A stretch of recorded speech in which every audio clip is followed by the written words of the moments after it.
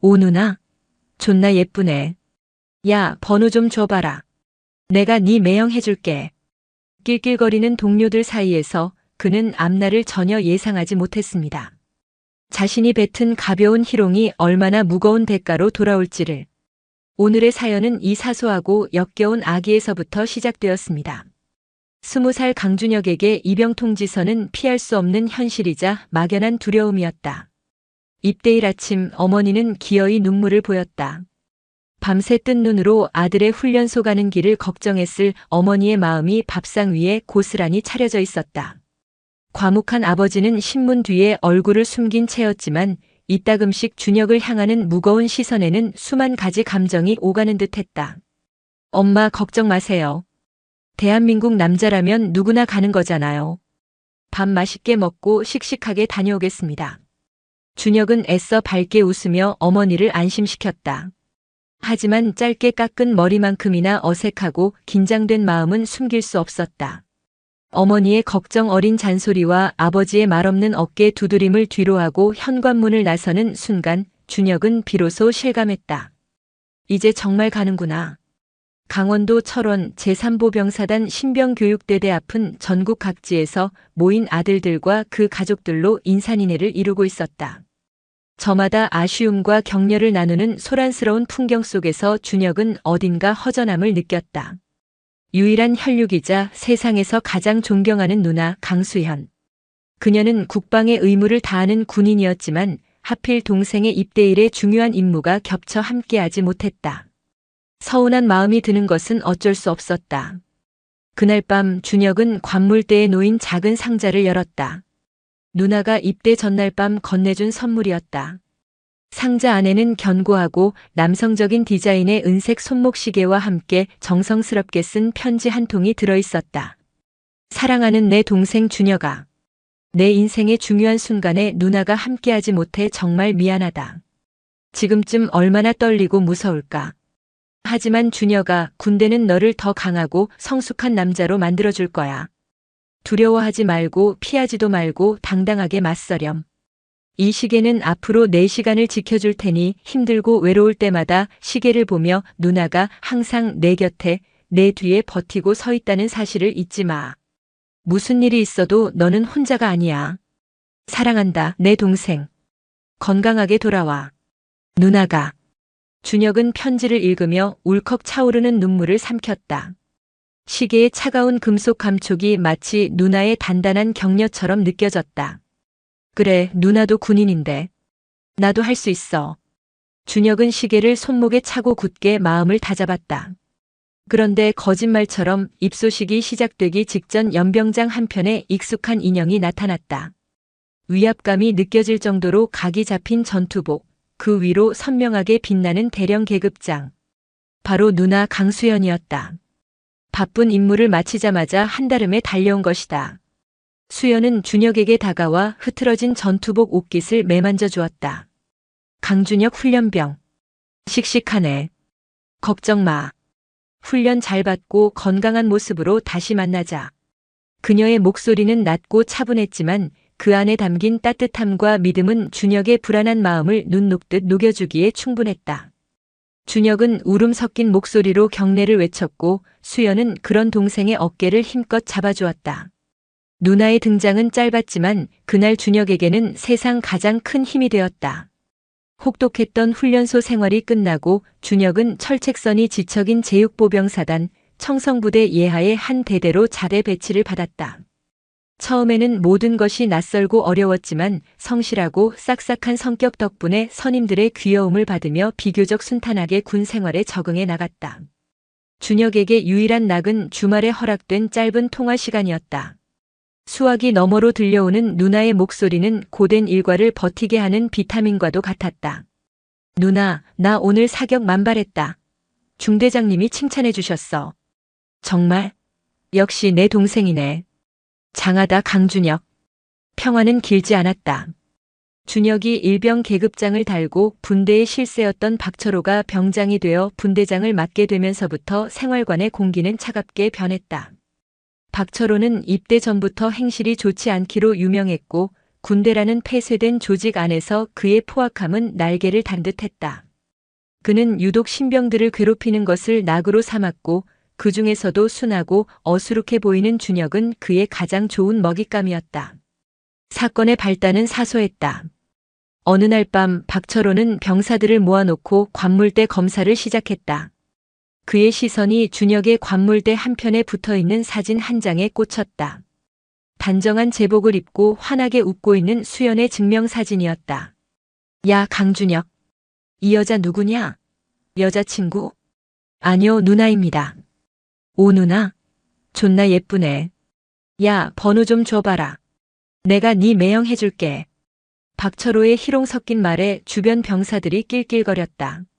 준혁의 얼굴은 순식간에 굳어졌다. 야, 이 새끼 표정 봐라. 꼬우냐?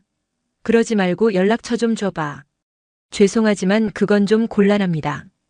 개인적인 정보라 알려드릴 수 없습니다. 단호한 준혁의 거절에 박철호의 표정이 싸늘하게 변했다. 뭐? 이 새끼가 지금 빠져가지고. 군대에서는 까라면 까는 거야. 좋은 말로 할 때 번호 내놔. 정말 죄송합니다, 박철호 병장님. 그럴 수 없습니다.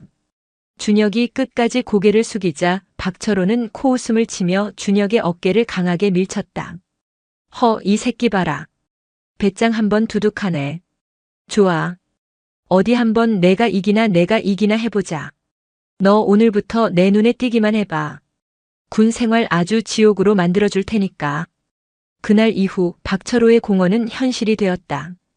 그는 사사건건 준혁을 트집 잡아 괴롭혔다.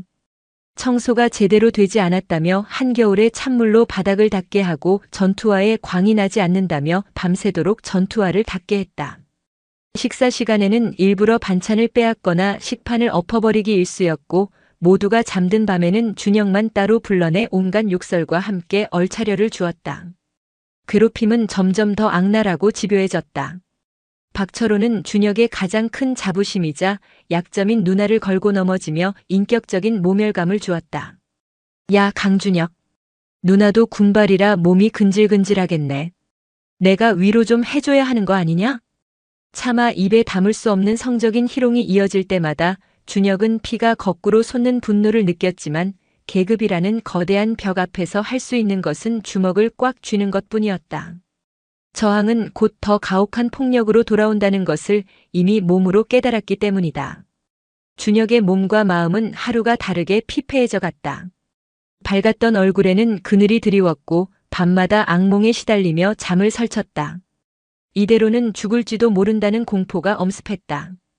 준혁은 마지막 지푸라기라도 잡는 심정으로 중대장인 최민석 대위에게 면담을 신청했다.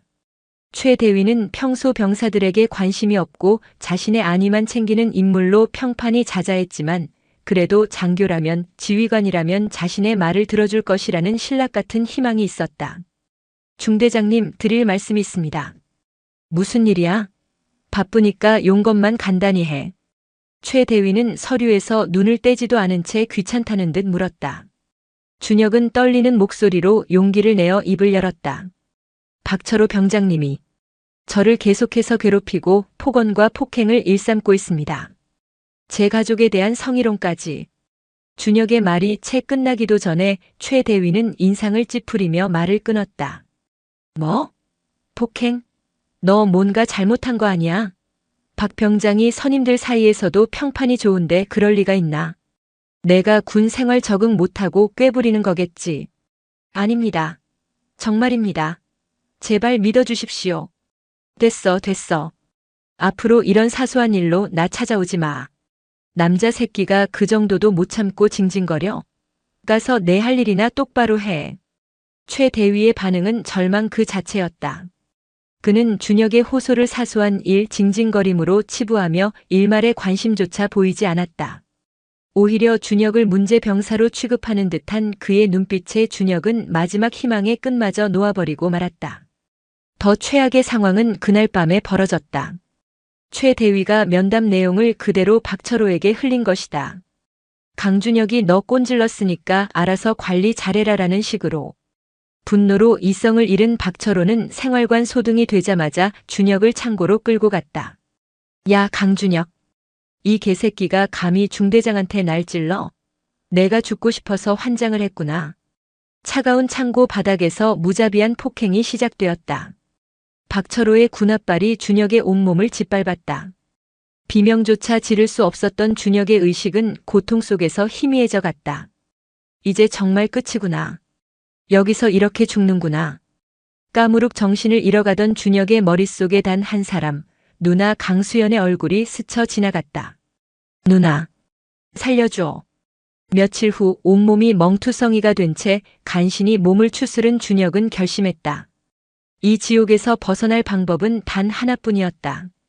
그는 밤늦게까지 경계 근무를 서고 돌아온 동기 박성민 상병에게 조심스럽게 다가갔다.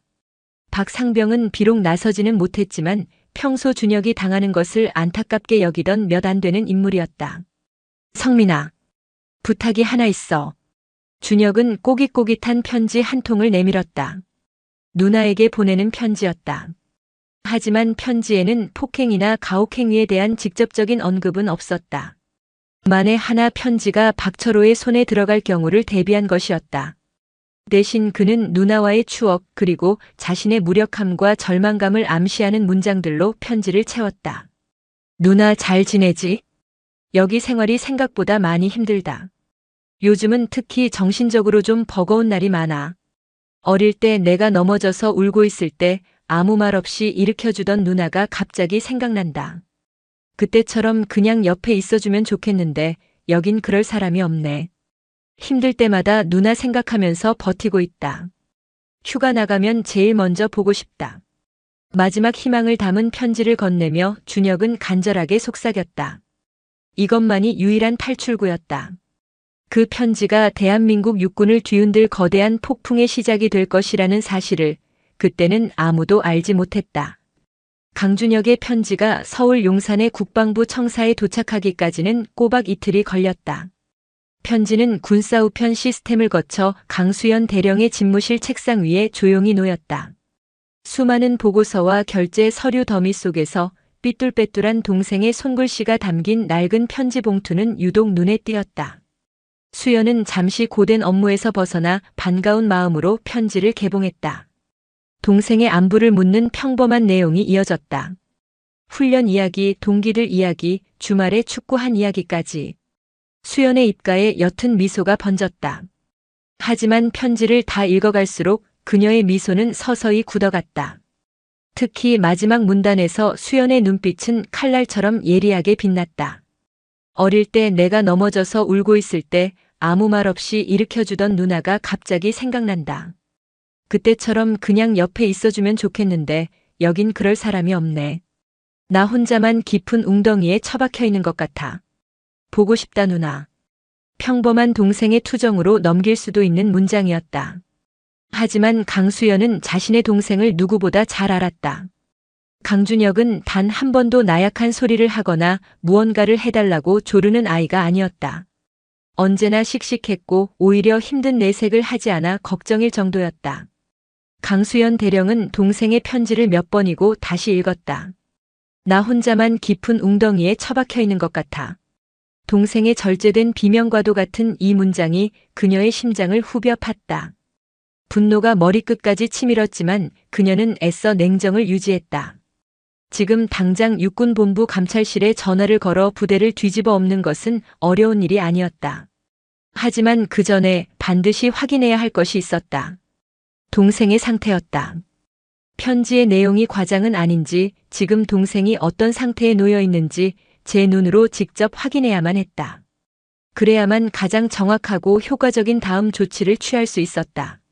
수연은 즉시 비서실을 통해 다음 날까지의 모든 공식 일정을 취소하거나 연기시켰다. 사유는 개인 신상 문제. 그리고 자신의 운전병에게 강원도 철원으로 갈 준비를 하라고 지시했다. 그녀는 옷장 가장 깊숙한 곳에서 군복과는 거리가 먼 평범한 여성이 입을 법한 스웨터와 청바지를 꺼내 입었다. 화장대 서랍에서 꺼낸 작은 파우치 안에는 화장품 대신 최첨단 기술이 집약된 초소형 녹음기가 들어있었다. 어쩌면 무용지물이 될 수도 어쩌면 결정적인 증거가 될 수도 있을 물건이었다. 다음 날 아침 동이 트기도 전에 수연이 탄 검은색 세단은 서울을 빠져나가 철원으로 향했다.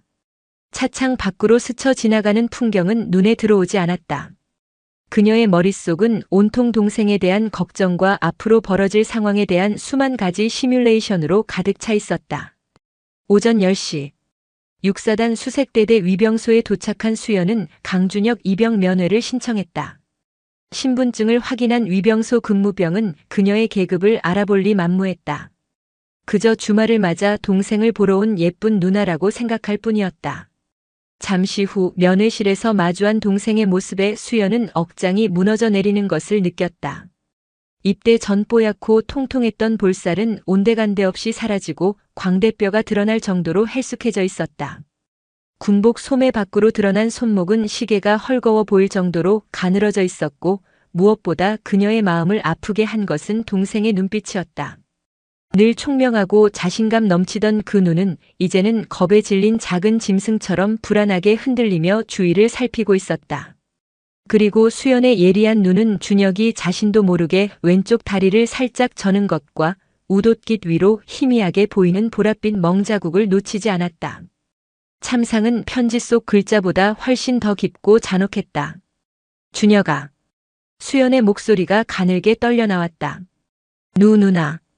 어떻게 여기까지? 준혁은 금방이라도 울음을 터뜨릴 것 같은 얼굴로 주위를 두리번거렸다. 마치 누군가 자신들의 대화를 엿듣기라도 할까봐 두려워하는 모습이었다. 수연은 그런 동생의 손을 꽉 잡았다. 얼음장처럼 차가웠다. 걱정돼서 왔지. 왜 이렇게 살이 빠졌어? 밥은 제대로 먹는 거야? 응. 그럼. 군대 밥 맛있어. 거짓말. 준혁은 누나의 눈을 제대로 마주치지 못했다. 수연은 더 캐묻지 않았다. 대신 준비해온 과자와 음료수를 테이블 위에 늘어놓으며 동생의 긴장을 풀어주려 애썼다. 바로 그때였다. 면회실 문이 거칠게 열리며 박철호 병장이 실실 웃으며 들어왔다. 그의 뒤에는 최민석 대위도 따라붙었다. 어이 강준혁이. 누님 오셨다며? 인사 한번 드려야지. 박철호는 수연을 보자마자 노골적인 감탄사를 흘리며 그녀의 머리부터 발끝까지 훑었다. 명백한 성희롱성 시선이었다. 야, 소문대로 미인이시네. 동생이랑은 아주 딴판이야. 안녕하십니까, 누님. 제가 준혁이 분대장 되는 박철호 병장입니다. 동생분이 아직 사회 물이 덜 빠져서 제가 좀 빡세게 가르치고 있습니다. 수연은 속에서 들끓는 분노를 누르고 애써 미소를 지었다. 스웨터 주머니 속 녹음기는 이 모든 상황을 충실히 담고 있었다. 아, 그러시군요. 우리 준혁이 잘 좀 부탁드립니다. 걱정 마십시오. 제가 아주 애정을 듬뿍 담아서 남자로 만들어 놓겠습니다. 하하. 그나저나 누님은 남자친구 있으십니까? 없으시면 저 제대하고 나서. 박철호가 희롱을 이어가려는 순간 옆에 있던 최민석 대위가 점잖게 끼어들었다. 허허, 박 병장. 농담이 심하군. 누님 이해하십시오. 박 병장이 워낙 동생분을 아껴서 그렇습니다. 제가 중대장으로서 보증합니다. 저희 부대는 아무 문제 없습니다. 강 이병은 아주 잘 지내고 있으니 걱정 마십시오. 최 대위의 위선적인 말에 수연은 속으로 코웃음을 쳤다. 동생의 얼굴에 찍힌 멍자국과 공포에 질린 눈빛이 아무 문제 없다는 그의 말을 정면으로 반박하고 있었다. 이놈들은 한통속이다. 수연은 모든 상황 파악을 끝냈다. 짧은 면회 시간이 끝나고 수연은 마지막으로 동생의 손을 한 번 더 꽉 잡아주었다. 무슨 일 있으면 꼭 전화해라는 말과 함께 그녀는 아주 작은 쪽지 하나를 동생의 손에 몰래 쥐어주었다. 그곳에는 군 부조리 신고 번호 1303과 함께 이제 괜찮아라는 4글자가 적혀 있었다. 부대를 빠져나와 다시 검은색 세단에 올라탄 순간 강수연의 얼굴에서 모든 미소와 온기는 사라졌다. 그 자리에는 지옥의 염라대왕보다도 더 차갑고 무서운 분노가 서려 있었다. 그녀는 운전병에게 말없이 휴대전화를 건넸다. 육군본부 감찰실장실에 연결해. 그녀는 더 이상 망설일 필요가 없었다. 자신의 눈으로 직접 확인했고 자신의 귀로 직접 들었다. 이제 남은 것은 저 오만한 쓰레기들을 법과 규정의 이름 아래 가장 고통스러운 방식으로 심판하는 일뿐이었다. 실장님, 강수연 대령입니다. 오늘 제 동생을 직접 만나고 오는 길입니다. 피해 사실을 제 눈으로 확인했고 가해자의 자백과 저에 대한 희롱이 담긴 녹취 파일도 확보했습니다. 지금 즉시 제6보병사단 수색대대에 대한 비노출 특별 감찰을 제가 해주시길 요청합니다. 이것은 제 개인적인 복수가 아닙니다. 군의 명예를 바로 세우기 위한 한장교의 공식적인 요청입니다. 수연의 목소리에는 단 한치의 흔들림도 없었다. 전화기 너머의 감찰실장은 그녀의 보고에 담긴 무게감을 즉시 인지했다. 현역 대령이 직접 확보한 물증. 이것은 더 이상 의혹이 아닌 명백한 사건이었다. 알겠소, 강 대령. 즉각 조치하겠소.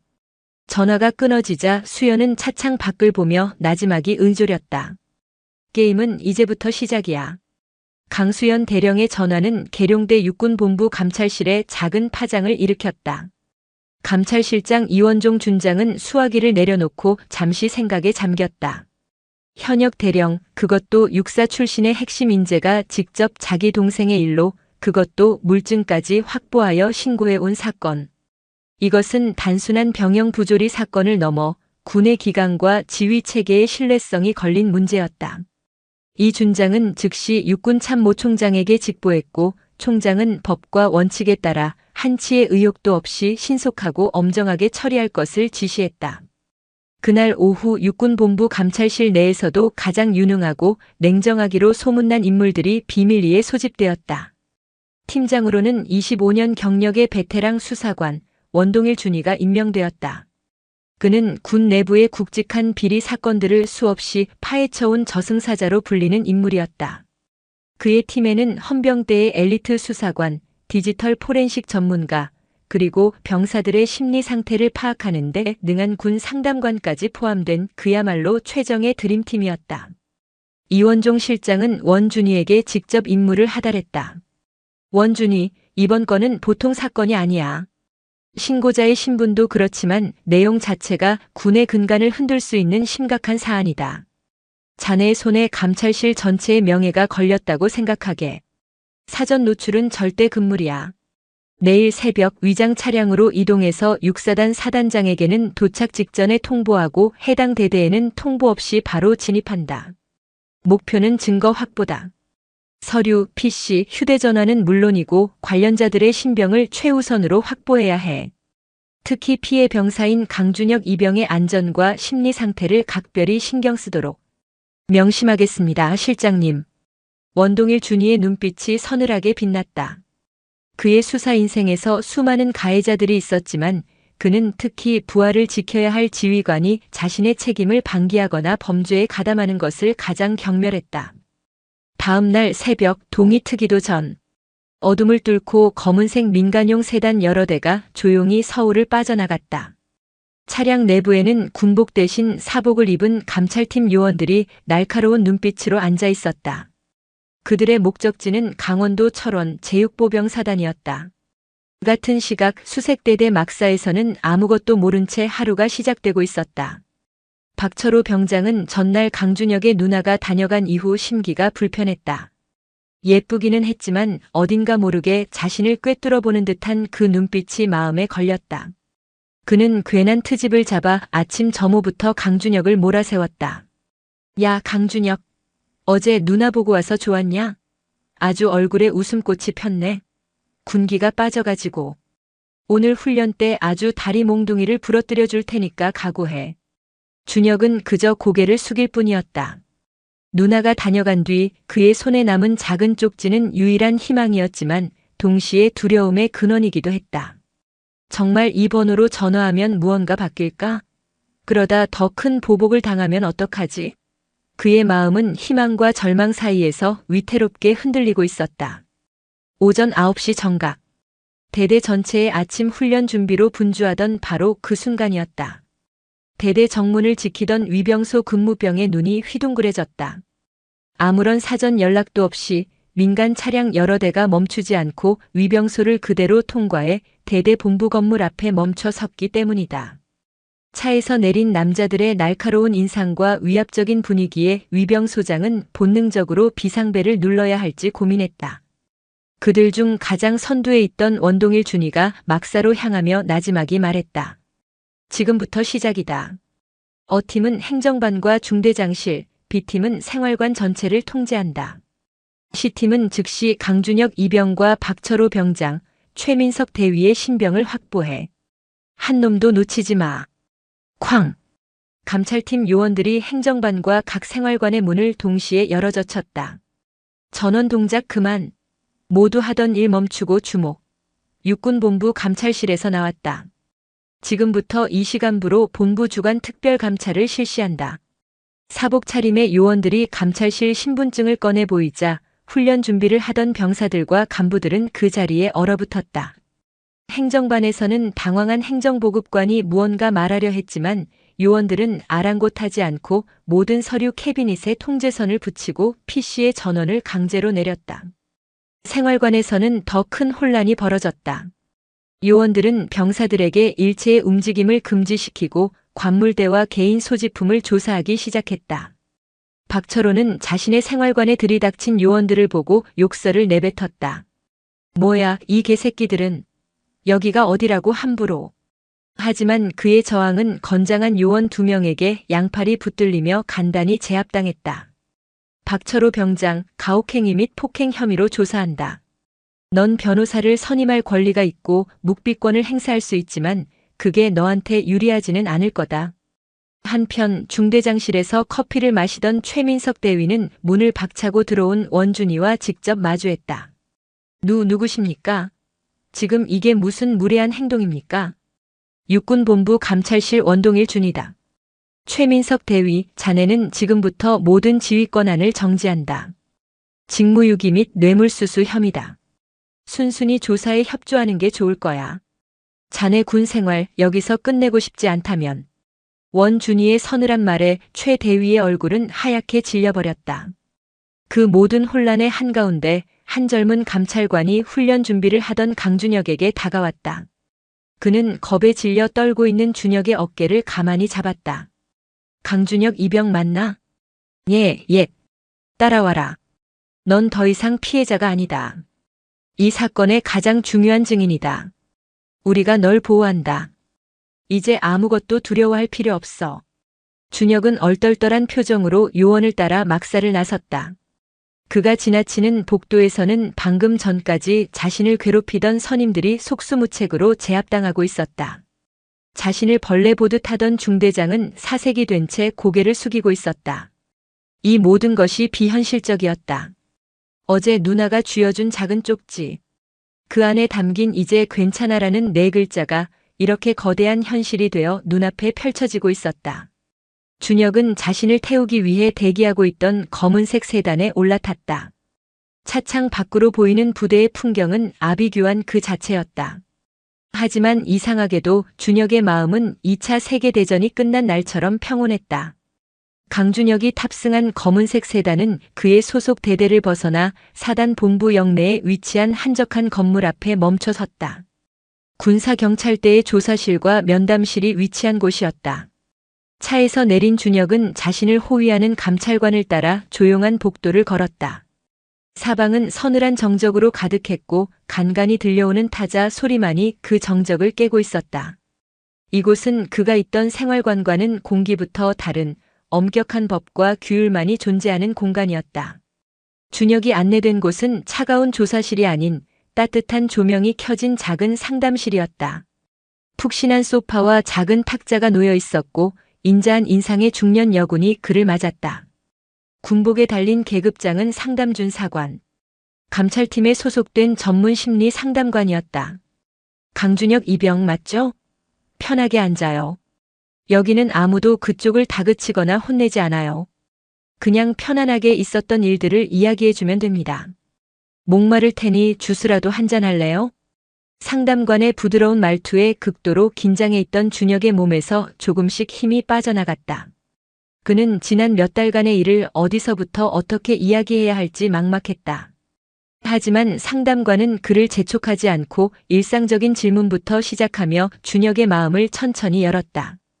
그리고 마침내 준혁은 입을 열기 시작했다.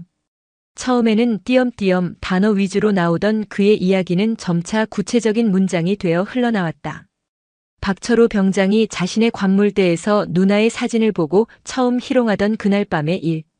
연락처를 알려주지 않는다는 이유로 시작된 구타와 욕설. 식판을 엎어버렸던 날의 모멸감.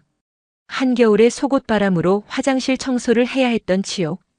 그리고 이 모든 것을 용기 내어 중대장에게 보고했지만 오히려 더 가혹한 보복으로 돌아왔던 그날의 절망까지.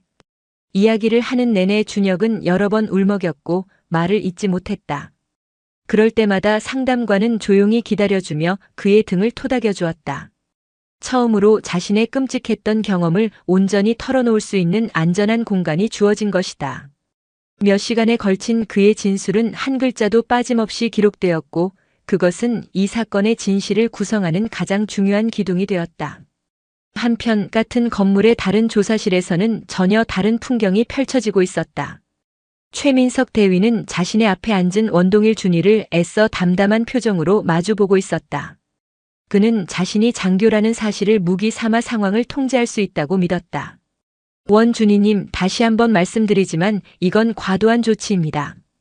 병사들 간의 사소한 다툼을 가지고 이렇게 부대 전체를 뒤집어 놓는 것은 지휘 체계에 대한 심각한 도전입니다. 제가 중대장으로서 책임지고 해결할 수 있는 문제였습니다. 원준이는 코웃음을 쳤다. 그는 최 대위의 말을 끊지 않고 끝까지 들었다. 그리고는 서류철에서 진술서 한 장을 꺼내 그의 앞에 밀었다. 강준혁의 1차 진술서였다. 사소한 다툼이라. 최 대위, 자네 부대 병사는 군합발에 밟혀 죽을 것 같았다고 진술했는데 이게 사소한 다툼으로 보이나? 자네는 강 이병의 면담 요청을 받고도 아무런 조치를 취하지 않았어. 오히려 그 사실을 가해자에게 알려 보복 폭행의 빌미를 제공했지. 이게 자네가 말하는 지휘관의 책임인가? 그건 오해입니다. 저는 단순 고충 상담인 줄 알았고 박 병장에게는 분대원 관리에 신경 쓰라는 원론적인 이야기만. 거짓말. 원준이는 최 대위의 말을 단칼에 잘랐다. 그는 아직 강수연 대령의 녹취 파일이나 부모들에게서 받은 뇌물 내역 같은 결정적 증거는 꺼내지 않았다. 지금은 그가 얼마나 뻔뻔하게 거짓말을 하는지 그의 밑바닥을 확인하는 시간이었다. 박철호 병장이 있는 조사실은 더욱 소란스러웠다. 그는 헌병대 수사관 출신의 베테랑 상사 앞에서 책상을 내리치며 고래고래 소리를 질렀다. 아, CX. 진짜 사람 짜증나게 하시네. 내가 뭘 그렇게 잘못했는데. 군대에서 선임이 후임 좀 때릴 수도 있는 거 아냐? 나도 그렇게 맞으면서 군 생활했어. 그 새끼가 나약하고 빠져가지고 그걸 못 견딘 거지. 왜 나한테 지랄들이냐고. 그는 조금의 죄책감도 느끼지 못했다. 오히려 자신이 피해자라고 생각하는 듯 했다. 자신의 행동이 범죄라는 인식 자체가 없었다. 수사관은 그의 발악을 묵묵히 지켜보며 모든 내용을 기록했다. 그의 오만한 태도와 반성 없는 모습은 훗날 재판에서 그에게 가장 불리한 증거가 될 터였다. 조사가 진행되는 동안 디지털 포렌식 팀은 압수된 PC와 휴대전화에서 데이터를 복원하는 데 총력을 기울이고 있었다. 그리고 마침내 최민석 대위와 박철호 병장이 주고받았던 문자 메시지 내역이 복원되었다. 그뿐만이 아니었다. 박철호의 휴대전화에서는 다른 후임들을 괴롭히며 찍었던 사진과 동영상 여러 개가 추가로 발견되었다. 그의 가혹행위는 상습적이었고 그 대상은 강준혁 하나만이 아니었던 것이다. 첫날의 조사가 끝나갈 무렵 원동일 준이는 각 팀의 보고를 취합했다. 강준혁의 구체적인 진술, 박성민 상병을 비롯한 동료 병사들의 목격자 진술, 최민석과 박철호의 뻔뻔한 거짓 진술, 그리고 그들의 거짓말을 완벽하게 분쇄할 디지털 증거까지. 모든 조각이 맞춰지고 있었다. 원준이는 창밖의 어둠을 보며 생각했다. 내일 오전에 2차 신문을 진행한다. 그리고 신문 시작과 함께 강수연 대령이 제출한 녹취 파일을 저놈들 귀에 똑똑히 들려줘야겠다. 자기 누나를 희롱하며 동생을 어떻게 다뤘는지 자랑하던 그 목소리를 직접 듣는 기분은 과연 어떨까? 조사 이틀째 되는 날의 아침 공기는 전날보다 한층 더 무겁고 차가웠다. 밤새 잠을 설친 최민석 대위와 박철호 병장은 각각 다른 조사실로 다시 불려 들어갔다. 그들은 여전히 일말의 희망을 품고 있었다. 목격자 진술은 엇갈릴 수 있고 피해자의 주장은 과장될 수 있으며 결정적인 물증만 없다면 어떻게든 빠져나갈 수 있으리라는 어리석은 희망이었다. 원동일 준이는 먼저 최민석 대위의 조사실로 들어섰다. 그는 어제와 달리 아무 서류도 들고 있지 않았다. 그저 최 대위의 눈을 뚫어져라 쳐다보며 마지막 기회를 주었다. 최 대위, 어젯밤에 생각해봤나? 자네에게도 가족이 있겠지. 군복을 벗는 건 둘째치고 범죄자로 인생을 끝내고 싶진 않을 텐데. 지금이라도 사실대로 말하면 자네가 반성하고 있다는 점 정도는 재판부에 전달해 줄 수 있지. 하지만 최민석은 이 말을 자신에게 상황이 유리해졌다는 신호로 착각했다. 그는 역시 증거가 부족한 것이라 확신하며 더욱 당당하게 고개를 들었다. 어제 말씀드린 것이 전부입니다. 저는 억울합니다. 유능한 장교 한 명을 이렇게 매도하지 말아주셨으면 합니다. 유능한 장교라. 원준이는 나지막이 으쪼리며 허탈한 웃음을 지었다. 그리고는 조사실 밖의 요원에게 손짓했다. 잠시 후 요원이 노트북 컴퓨터 한 대를 들고 들어와 최 대위 앞에 놓았다. 화면에는 그가 박철호 병장과 주고받은 문자 메시지 내역이 선명하게 떠 있었다. 강준혁이 면담을 신청한 직후에 보낸 강이병 관리 잘해라. 감사 앞두고 시끄러워지면 곤란하다는 내용이었다. 최 대위. 자네는 부하의 고통을 묵살한 것도 모자라 가해자에게 그 사실을 알려 보복을 사주했어. 이게 자네가 말하는 유능한 장교의 지휘 방식인가? 최 대위의 얼굴이 급격히 굳어졌다. 동공가 흔들리기 시작했고 이마에서는 식은땀이 흘러내렸다. 이건 원론적인 차원에서 분대장에게 지휘 책임을 강조한 것뿐입니다. 다른 의도는? 그럼 이건 어떤가? 원준이는 노트북 화면을 바꿨다. 화면에는 은행 계좌 거래 내역이 빼곡히 차 있었다. 특정 병사들의 부모 이름으로 적게는 수십만 원에서 많게는 수백만 원에 이르는 돈이 주기적으로 입금된 기록이었다. 자네 아들 보직 좀 편한 곳으로 빼달라고 휴가 좀 자주 보내달라고 부탁하며 한 부모님이 보낸 감사의 표시라고 하더군. 자네는 부하들의 피고름 대신 그 부모들의 피 같은 돈을 빨아먹고 있었던 거야. 이래도 할 말이 있나? 최민석 대위는 그제야 모든 것이 끝났음을 깨달았다. 그의 마지막 방어선은 산산조각 났다. 그는 잘못했습니다. 한 번만 용서해 주십시오. 라며 무의미한 말을 중얼거리기 시작했다. 그의 군 생활과 명예, 그리고 인생 전체가 무너져 내리는 순간이었다. 같은 시각 옆 조사실의 박철호 병장은 여전히 기세등등했다. 아, 진짜 사람 미치게 하시네. 증거 있냐고요, 증거. 내가 걔를 때리는 걸 찍은 동영상이라도 있냐고. 없으면 사람 그만 좀 괴롭히십시오. 그의 앞에 앉은 베테랑 수사관은 말없이 고개를 저으며 책상 위에 스피커 볼륨을 높였다. 그리고 재생 버튼을 눌렀다. 야, 소문대로 미인이시네. 동생이랑은 아주 딴판이야. 익숙한 자신의 목소리가 스피커를 통해 흘러나오자 박철호는 순간 어리둥절한 표정을 지었다. 걱정 마십시오. 제가 아주 애정을 듬뿍 담아서 남자로 만들어 놓겠습니다. 하하. 그나저나 누님은 남자친구 있으십니까? 없으시면 저 제대하고 나서. 녹음된 자신의 목소리를 듣는 박철호의 얼굴에서 오만함이 거짓말처럼 사라졌다. 핏기가 가시면서 그 자리에 순수한 공포가 자리 잡았다. 그 예쁘장하던 누나. 자신을 보며 순진하게 웃어주던 그 여자가 이 모든 것을 계획하고 녹음했다는 사실을 깨닫자 온몸의 피가 차갑게 식는 것 같았다. 이게 뭐야? 말도 안 돼. 말이 안 되나? 그럼 이것도 말이 안 되는지 한번 보지. 수사관은 박철호의 휴대전화에서 복원한 동영상 하나를 재생했다. 화면 속에는 박철호가 다른 후임병의 머리에 강제로 물을 붓고 발로 차며 낄낄거리는 자신의 모습이 고스란히 담겨 있었다. 강준혁에게 했던 것과 똑같은 방식의 명백한 상습적 가혹행위의 증거였다. 이것도 정상적인 군기 확립의 일환인가? 아니면 이것도 그 나약한 후임 탓인가? 박철호는 완전히 무너졌다. 그는 책상에 머리를 박고 아이처럼 엉엉 울기 시작했다. 잘못했습니다. 제가 죽을 죄를 지었습니다. 제발 한 번만 용서해 주세요. 라고 외쳤지만 이미 엎질러진 물이었다. 그날 오후 원동일 준이는 감찰실장에게 짧게 보고했다. 두 놈 다 무너졌습니다. 자백서에 서명까지 받았습니다. 물증 앞에선 버틸 재간이 없지요. 사건 일체 금일부로 군 검찰로 송치하겠습니다. 사건은 이제 수사 단계를 넘어 사법 처리 단계로 넘어가고 있었다. 감찰팀의 한 관계자는 공식적인 절차를 통해 강준혁에게 이 사실을 알려주었다. 자신을 괴롭히던 두 사람이 모든 죄를 자백했다는 소식을 들은 준혁은 아무 말 없이 창밖만 바라보았다. 후련함보다는 길고 어두웠던 터널이 정말로 끝났다는 안도감이 더 크게 밀려왔다. 그리고 그날 저녁 준혁의 휴대전화로 발신자 번호 표시 제한 전화가 한 통 걸려왔다. 조심스럽게 전화를 받자 수화기 너머로 세상에서 가장 익숙한 목소리가 들려왔다. 준혁아, 누나야.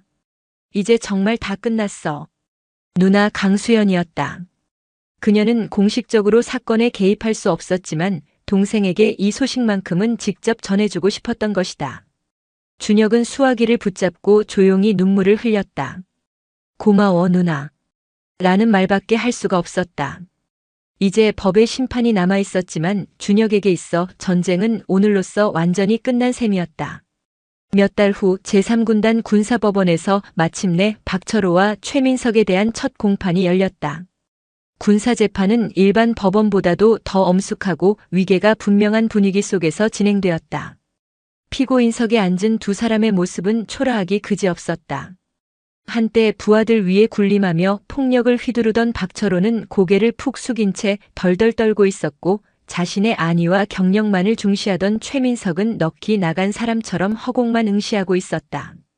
방청석 한쪽에는 강수연 대령이 군복이 아닌 단정한 사복 차림으로 조용히 앉아 있었다.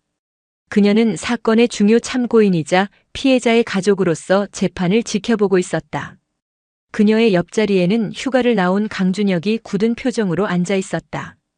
재판의 하이라이트는 강준혁이 증인으로 나선 순간이었다. 새로운 부대에서 자신감과 안정을 되찾은 그는 더 이상 과거의 겁에 질린 피해자가 아니었다. 그는 또렷한 목소리와 흔들림 없는 눈빛으로 증인석에 섰다. 증인은 피고인 박철호로부터 어떤 피해를 입었는지 사실대로 증언해 주십시오. 군 검사의 질문에 준혁은 피고인석에 앉은 박철호를 정면으로 응시하며 입을 열었다.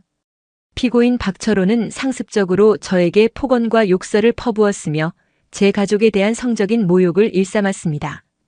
또한 수십 차례에 걸쳐 주먹과 발로 저를 구타하였으며 특히 창고에서는 군홧발로 제 복부와 옆구리를 무자비하게 폭행했습니다.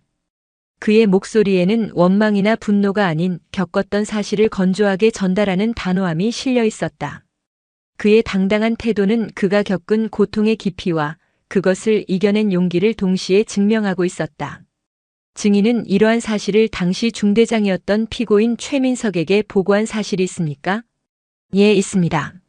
하지만 피고인 최민석은 제 보고를 묵살했으며 오히려 그 사실을 피고인 박철호에게 알려주어 제가 더 심한 보복 폭행을 당하게 만들었습니다.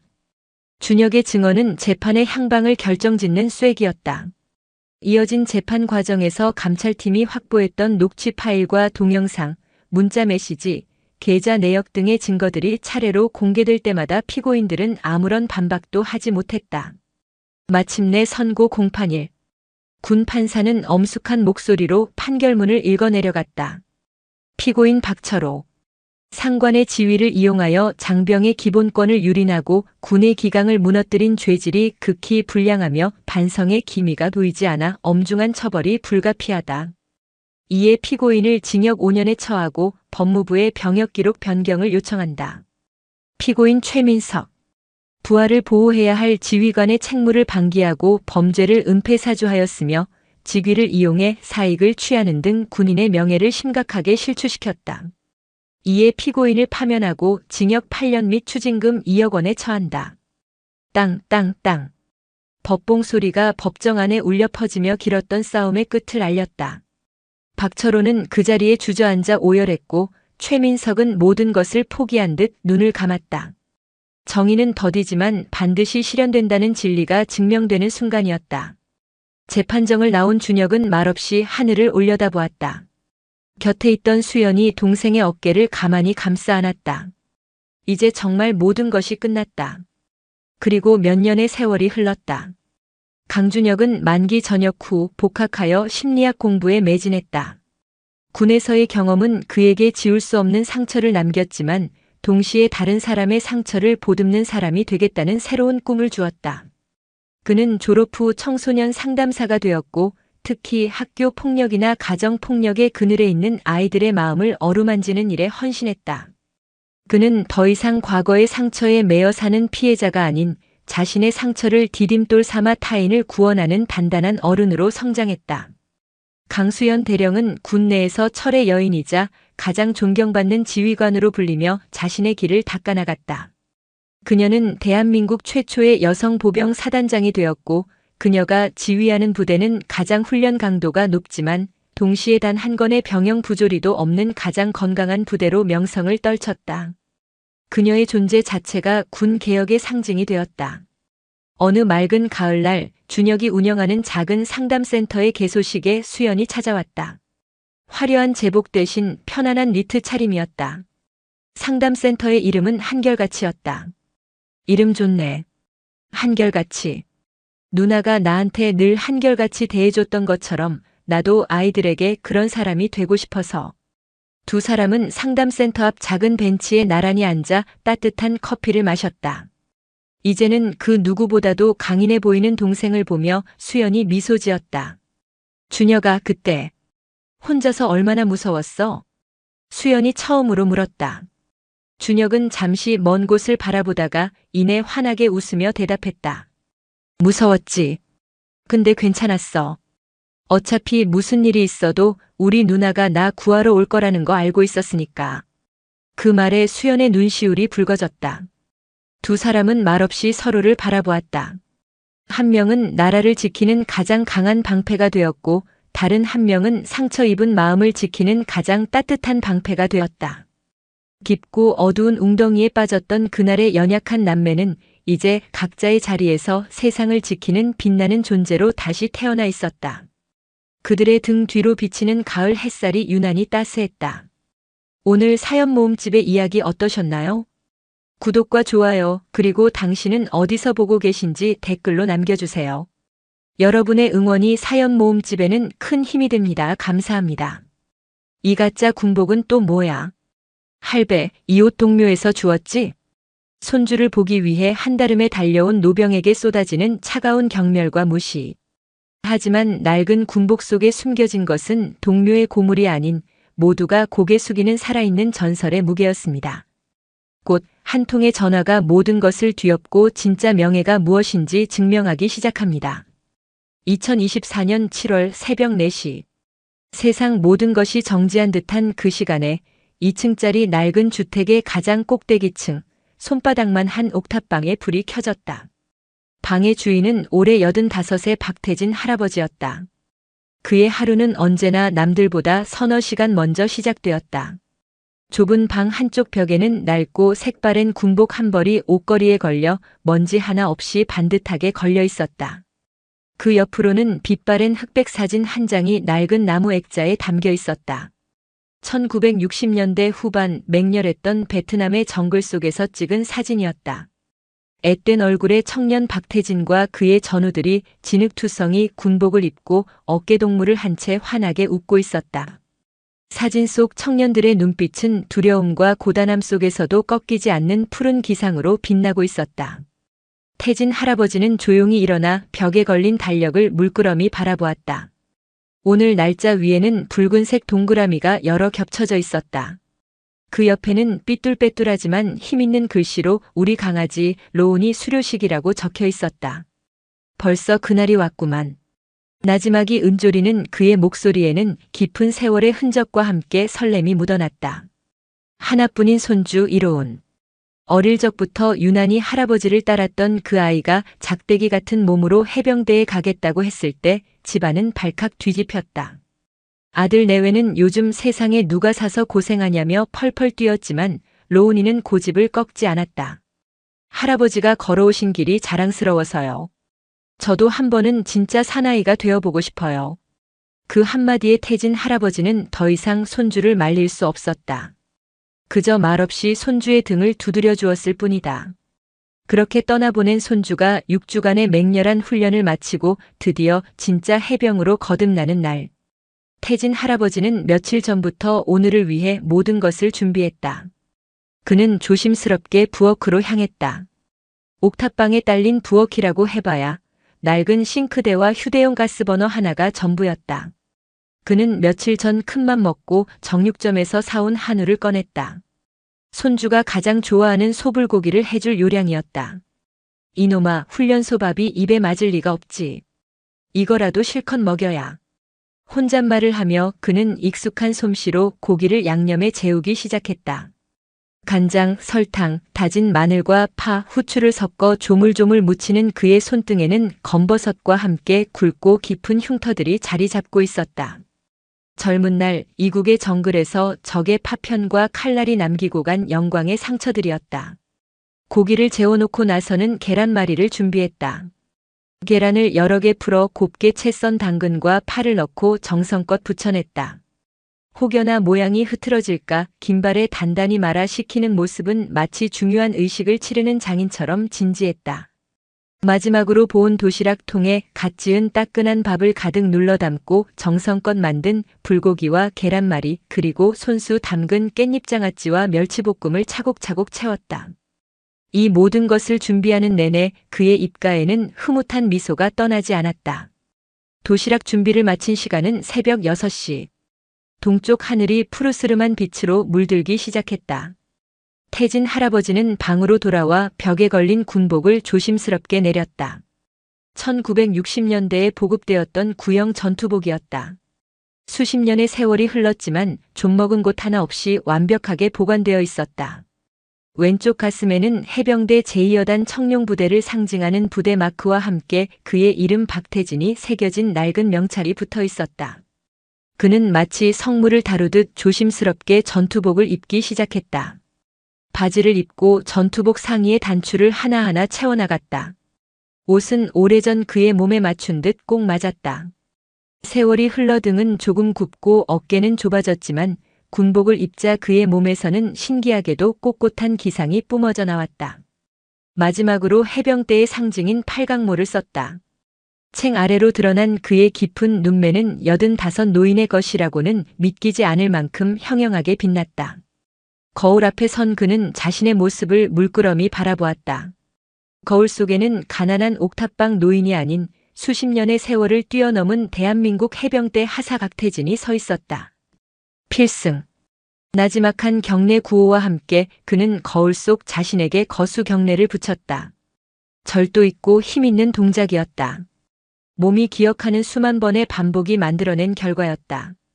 그는 작은 가방에 정성껏 싼 도시락과 물통, 그리고 낡은 지갑을 챙겨 넣었다. 그리고 마지막으로 서랍 깊숙한 곳에서 작은 나무 상자를 꺼냈다. 상자 안에는 붉은 보자기 쌓인 무언가가 들어있었다.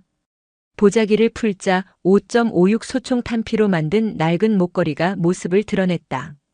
베트남에서 생사고락을 함께했던 그러나 끝내 고향 땅을 밟지 못하고 이국에서 눈을 감은 전우의 유품이었다. 그는 목걸이를 조심스럽게 목에 걸었다.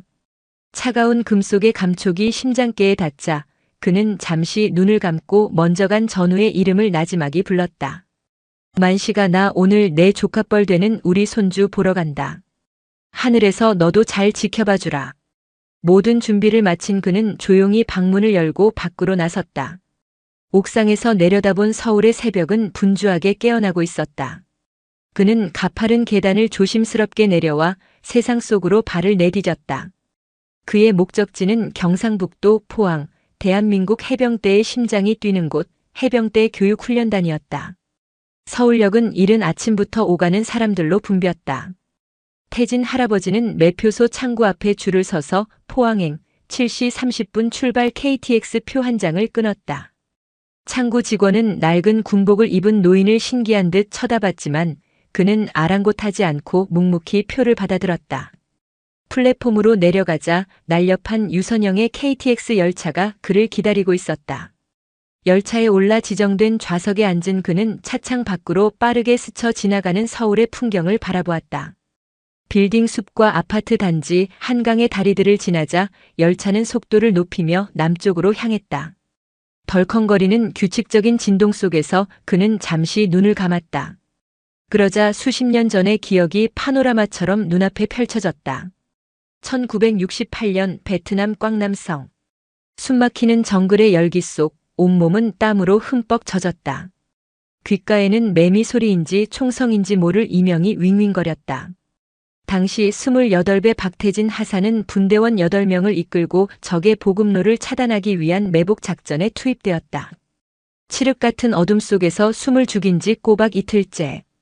굶주림과 피로가 극에 달했을 때 정글 저편에서 부스럭거리는 소리가 들려왔다.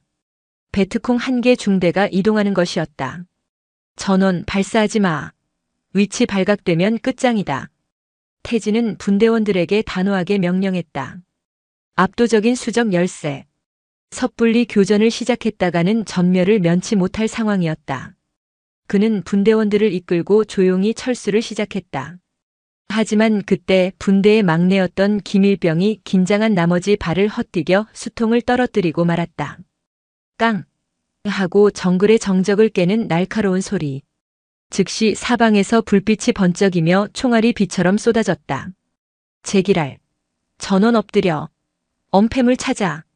태진은 고함을 치며 가장 먼저 응사했다. 하지만 적의 화력은 상상을 초월했다. 분대원들이 하나둘 쓰러져 갔다. 바로 옆에 있던 전우 만식이의 가슴에서 붉은 피가 솟구치는 것을 보았다. 만식은 죽어가면서도 그의 손에 탄피 하나를 쥐어주며 말했다. 태진아, 우리 어머니. 분노와 슬픔이 머리끝까지 차올랐다. 이대로는 모두 죽는다. 그는 결심했다. 내가 유인한다. 나머지는 2시 방향 계곡으로 퇴각해. 이건 명령이다. 그는 남은 수류탄 3발을 허리에 차고 적의 화망 속으로 뛰쳐나갔다.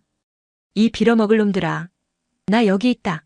고함을 치며 총을 난사하자 적의 화력이 그에게 집중되었다.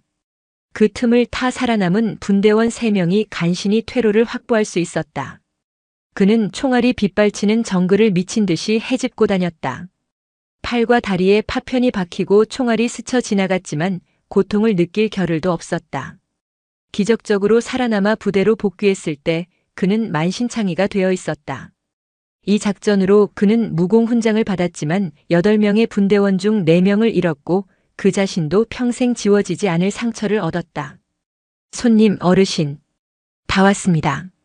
종점 포항역입니다. 승무원의 목소리에 태진 할아버지는 화들짝 놀라 현실로 돌아왔다. 어느새 열차는 종착역인 포항역에 도착해 있었다. 그는 주섬주섬 짐을 챙겨 열차에서 내렸다. 후끈한 바다 내음과 섞인 철의 도시 포항의 공기가 그를 맞았다. 역 광장으로 나온 그는 택시 승강장으로 향했다. 택시에 올라타자 듬직한 인상의 50대 기사가 백미러로 그의 옷차림을 훑어보더니 물었다. 어르신, 해병대 교육훈련단 가시나 봅니다. 오늘 수료식입니까? 그렇소. 손주놈 보러 가는 길이요. 아이고, 그러시군요. 어르신도 해병대 나오셨나 봅니다. 군복이 아주 멋지십니다. 필승. 기사는 익숙하게 경례 구호를 외쳤다. 태진 할아버지는 희미하게 미소를 지으며 고개를 끄덕였다. 옛날 군복이라 부끄럽구먼. 에이, 무슨 말씀을요. 이런 분들이 계셨기에 지금 저희가 있는 겁니다. 제 아들도 몇 년 전에 저기서 훈련받고 지금 연평도에서 근무하고 있습니다. 아주 늠름해졌지요. 기사의 말에 태진 할아버지는 마음이 따뜻해졌다. 택시는 포항 시내를 달려 오천읍으로 향했다. 차창 밖으로 해병대 교육훈련단이라는 거대한 표지판이 보이기 시작하자 그의 심장이 다시금 세차게 뛰기 시작했다. 수십 년 전 그 자신이 풋내기 신병으로 훈련을 받았고 제대 후에는 교관으로 후배들을 양성했던 곳. 그의 청춘과 땀이 서린 장소였다. 택시가 부대 정문 앞에 멈춰섰다. 거대한 해병대 닷 조형물이 위용을 뽐내고 있었고 그 아래로 해병대 교육훈련단이라는 글씨가 선명했다. 정문에서는 각 잡힌 복장의 헌병들이 오가는 차량과 사람들을 통제하고 있었다. 수료식을 맞아 부대 주변은 전국 각지에서 온 가족들로 북적였다. 고급 승용차들이 줄지어 부대 안으로 들어가고 있었고 화사한 옷차림의 부모님들은 기대와 설렘 가득한 표정으로 담소를 나누고 있었다. 태진 할아버지는 그들 사이를 묵묵히 걸어 정문 위병소로 향했다. 위병소 앞에는 훤칠한 키에 갓 달인 듯한 전투복을 입은 젊은 장교 한 명이 서서 출입 절차를 지휘하고 있었다. 왼쪽 가슴에는 중대장 최민준 대위라는 명찰이 붙어 있었다. 최민준 대위는 오늘 아침부터 극도로 예민해져 있었다. 수료식은 부대의 가장 큰 행사 중 하나였고 사단장님을 비롯한 높으신 분들이 대거 참석할 예정이었다. 사소한 실수 하나 용납되지 않는 상황. 그는 매서운 눈으로 주변을 살피며 조금이라도 흐트러진 모습을 보이는 병사들에게 불호령을 내리고 있었다. 그때 그의 눈에 태진 할아버지가 들어왔다. 남루하다고까지 할 수 있는 낡은 군복, 구겨진 팔강모, 검버섯과 흉터가 가득한 얼굴. 화려한 인파 속에서 그의 모습은 유독 눈에 띄었다. 최 대위의 미간이 순간적으로 찌푸려졌다. 웬 노인이지? 복장은 또 뭐야? 요즘 세상에 저런 구형 전투복을 어디서 구했담. 그는 태진 할아버지를 이 근방에 사는 정신이 온전치 못한 노인쯤으로 생각했다. 태진 할아버지가 위병소 헌병에게 다가가 말했다. 수고 많소. 나 신병 1295기 1호원 훈련병 하랩이 되는 사람이요. 면회 신청 좀 하려고. 헌병은 절차에 따라 신분증을 요구하려던 참이었다. 그때 상황을 지휘하던 최민준 대위가 매서운 눈으로 다가왔다. 그의 눈에는 이미 이 근방을 배회하는 노숙자가 하필 오늘 같은 중요한 날에 문제를 일으키려는군 하는 식의 노골적인 경멸감이 서려 있었다. 최 대위는 헌병을 손짓으로 막고 태진 할아버지의 위아래를 훑어보았다. 퀴퀴한 땀 냄새와 오래된 옷에서 나는 듯한 희미한 냄새가 코를 찌르는 것 같았다. 어르신. 그의 목소리는 얼음장처럼 차가웠다. 여기가 어디라고 함부로 기웃거리십니까? 행사장 아닙니다. 다른 데 가서 알아보세요. 태진 할아버지는 예상치 못한 적대적인 태도에 잠시 할 말을 잃었다. 아니, 나는 내 손주놈 수료식 때문에. 손주요?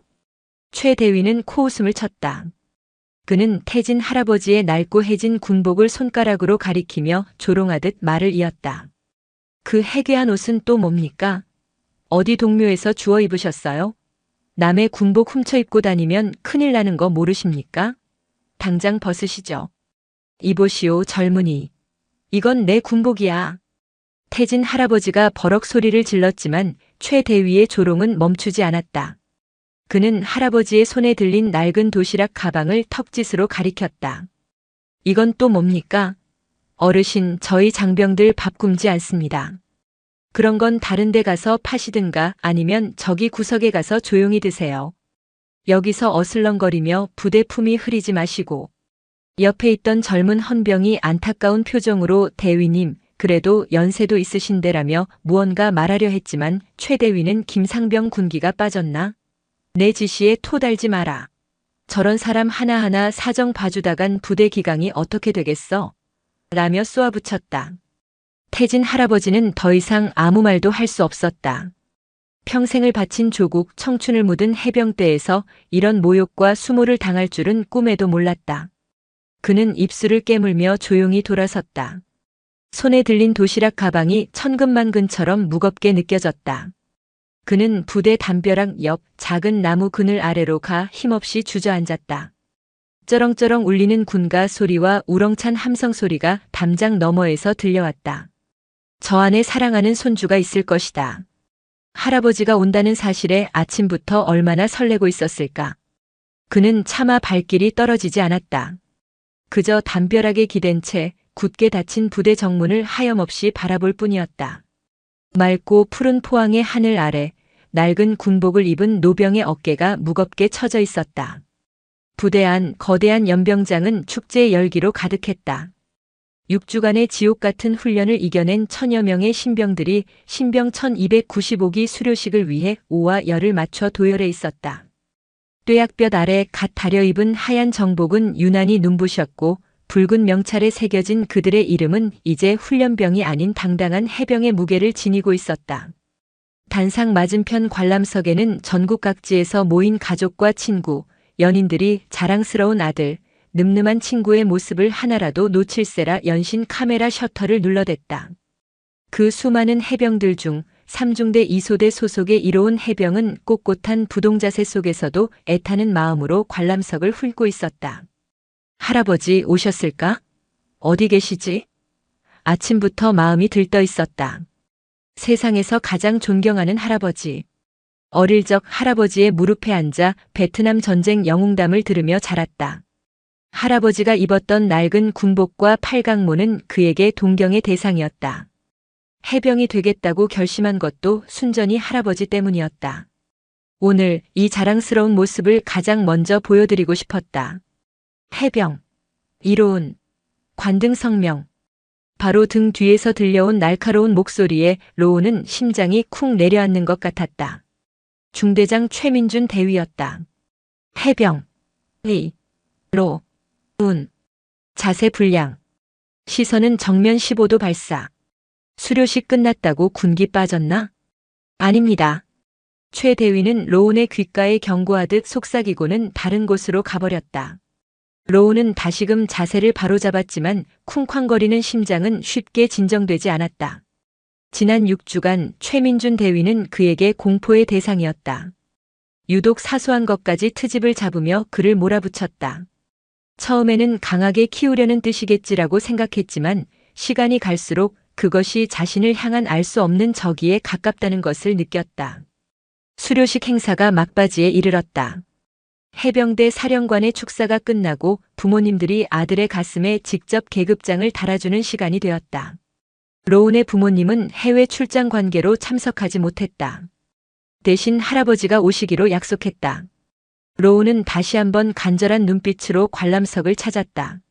하지만 수많은 인파 속에서 할아버지의 모습은 보이지 않았다. 무슨 일이 있으신가 오시다가 몸이라도 편찮으신 건 아닐까. 불안한 마음이 고개를 들었다. 모든 공식 행사가 끝나고 가족들과의 짧은 면회 시간 전 마지막 순서가 남아 있었다.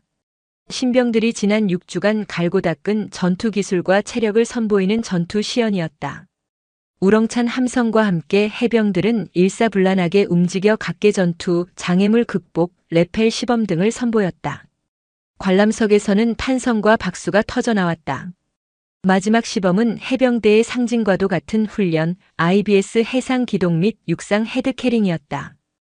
100kg가 넘는 고무보트를 78명이 한 조가 되어 머리에 이고 연병장을 달리는 극기와 인내심의 한계를 시험하는 훈련이었다. 3중대 2소대 전원 IBS로 최민준 대위의 불호령이 떨어졌다. 로운이 속한 조도 재빨리 달려가 육중한 IBS를 번쩍 들어 머리 위로 올렸다. 악! 하는 기합과 함께 보트를 이고 달리기 시작했다.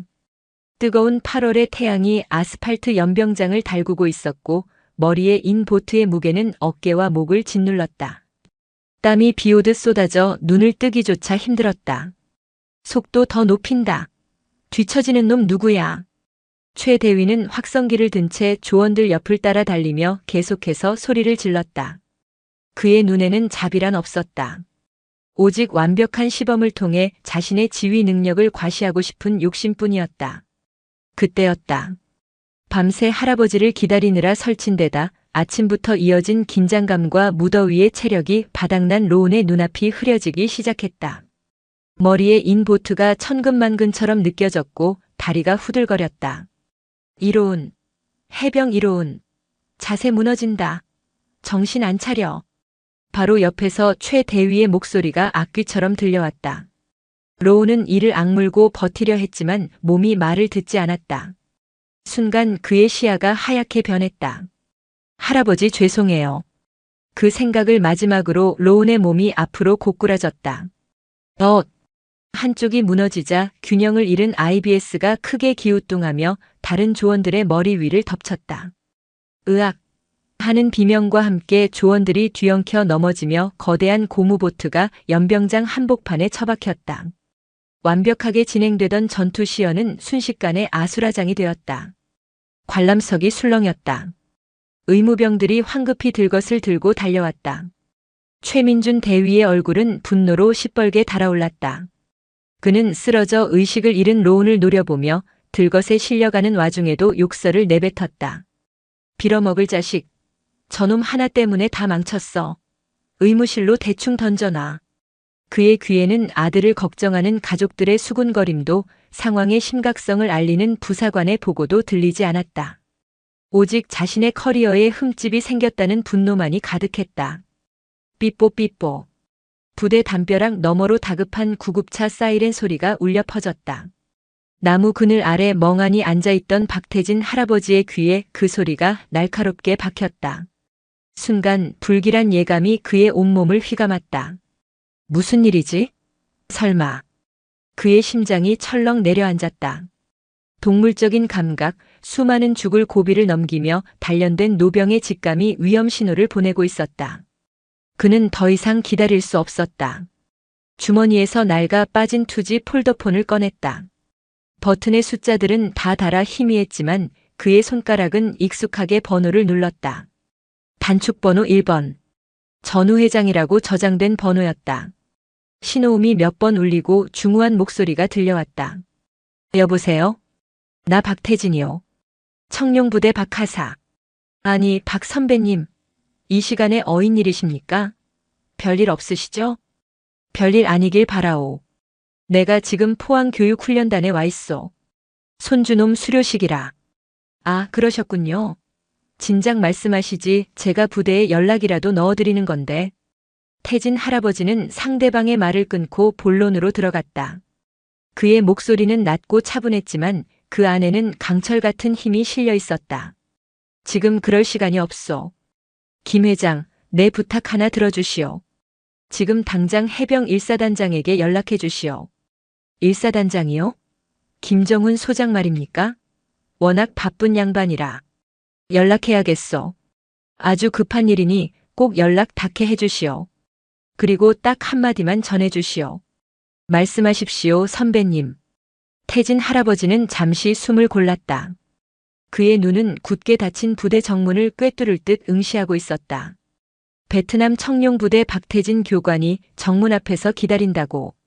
그리고 내 손주가 지금 쓰러졌다고. 연병장의 소라는 의무병들이 이로운 해병을 싣고 떠나면서 일단락되는 듯 했다. 하지만 최민준 대위의 분노는 가라앉지 않았다. 그는 남은 조원들을 향해 고함을 지르며 책임을 추궁하고 있었다. 바로 그때 하늘을 찢는 듯한 굉음이 모두의 고개를 들게 했다. 우웅.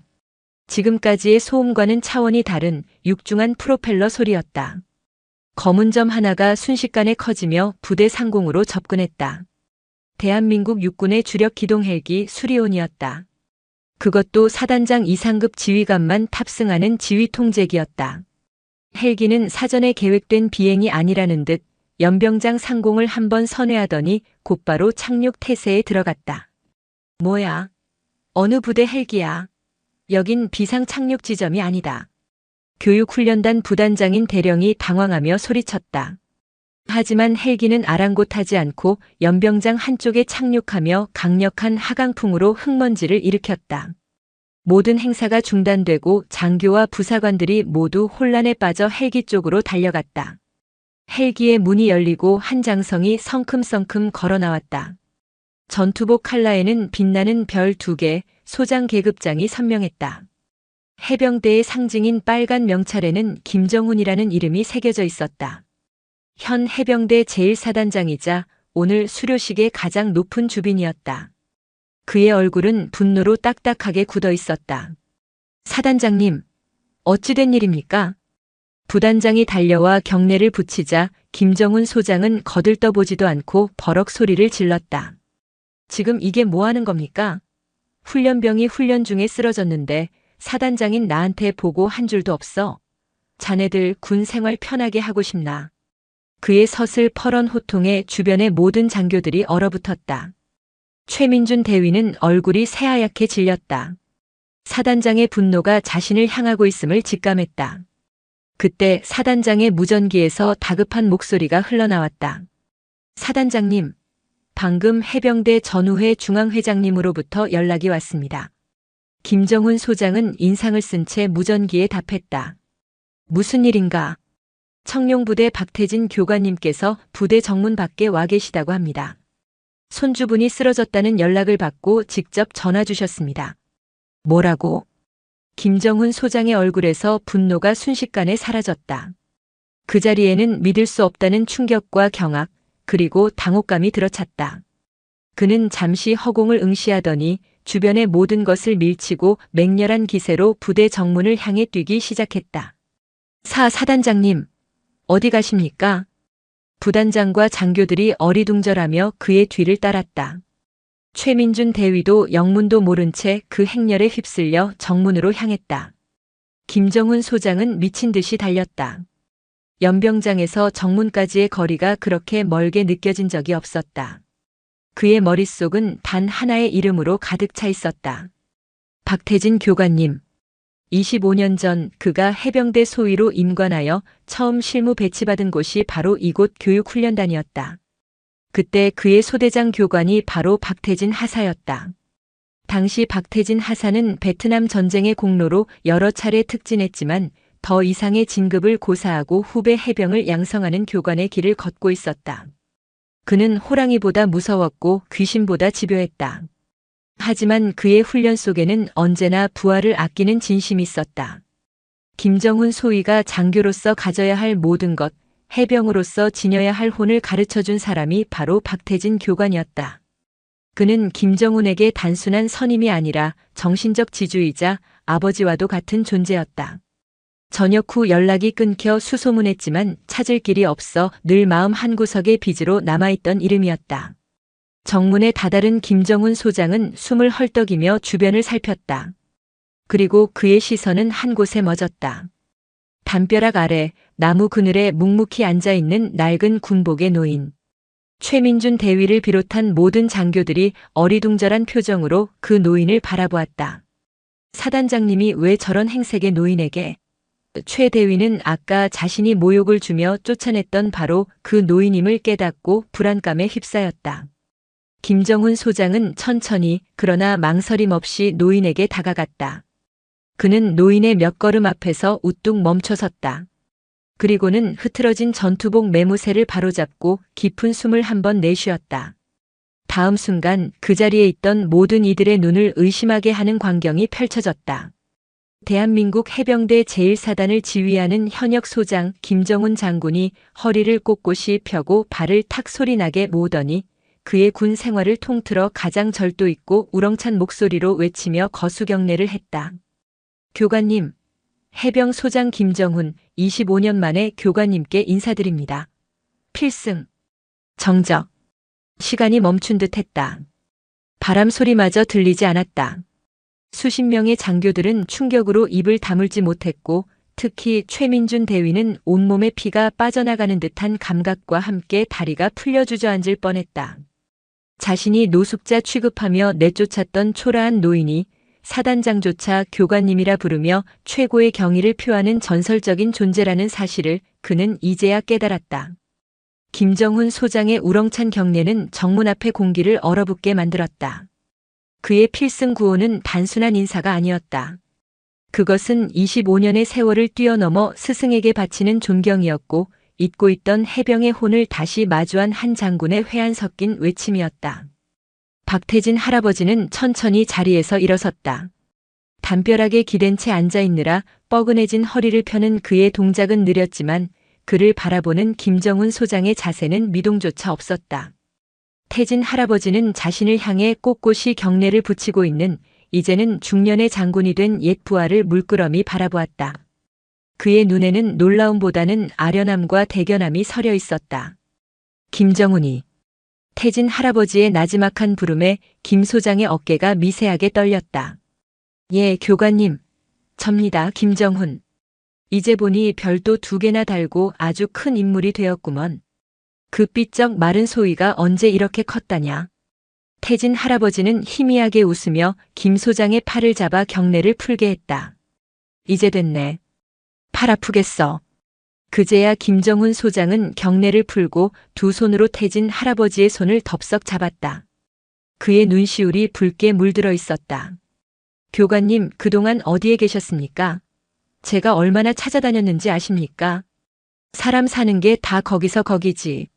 서울 구석에서 밥 굶지 않고 살았으면 됐지, 뭘. 담담하게 말하는 태진 할아버지의 모습에 김정훈 소장은 가슴이 미어지는 듯 했다. 이렇게 위대한 영웅이 수십 년간 아무도 모르는 곳에서 조용히 늙어가고 있었다는 사실이 안타깝고 죄스러웠다. 주변을 둘러싸고 있던 장교들은 그제야 상황 파악이 되기 시작했다. 그들은 눈앞의 노인이 보통 인물이 아님을 직감했다. 부단장 대령이 조심스럽게 김 소장에게 다가와 물었다. 사단장님, 이 어르신은 누구십니까? 김정훈 소장은 태진 할아버지를 부축하며 돌아섰다. 그리고는 그 자리에 있는 모든 장교, 특히 얼굴이 사색이 되어 굳어있는 최민준 대위를 향해 선언하듯 말했다. 전원 똑똑히 들어라. 이분은 너희가 감히 상상도 못할 분이다. 그는 잠시 숨을 고른 뒤 목소리를 높였다. 여기 계신 박태진 교관님은 1965년 해병대 청룡부대 창설과 함께 베트남에 파병되시어 짜빈동 전투를 승리로 이끈 주역 중 한 분이시다. 귀국 후에는 이곳 교육훈련단에서 수많은 후배들을 길러내셨으며 나 김정훈 또한 이분 밑에서 비로소 진짜 해병으로 거듭날 수 있었다. 이분은 우리 해병대의 살아있는 역사이자 전설 그 자체이시다. 김정훈 소장의 말이 연병장을 울리듯 정문 앞에 쏟아졌다. 짜빈동 전투의 영웅. 그 말에 젊은 장교들의 눈이 커졌다. 짜빈동 전투는 해병대 역사상 가장 빛나는 승리 중 하나로 소수의 해병이 월맹 정규군 한 개 연대의 파상 공격을 막아낸 신화적인 전투였다. 책으로만 배우고 말로만 듣던 그 신화의 주인공이 지금 허름한 구형 전투복을 입고 눈앞에 서 있었다. 모든 장교들이 본능적으로 허리를 펴고 차렷 자세를 취했다. 그들의 시선에는 더 이상 웬 노인이라는 의아함이 없었다. 경외와 존경, 그리고 부끄러움이 가득 담겨 있었다. 그 모든 광경을 지켜보는 최민준 대위는 숨조차 쉴 수 없었다. 그의 머릿속은 하얗게 비어 있었다. 자신이 한 행동들이 필름처럼 스쳐 지나갔다. 코스프레 행사하는 곳 아닙니다. 그냥 낡은 옷이지 군복도 뭣도 아닙니다. 어서 돌아가세요. 저희 바쁩니다. 자신이 뱉었던 모욕적인 말들이 비수처럼 날아와 심장에 박혔다.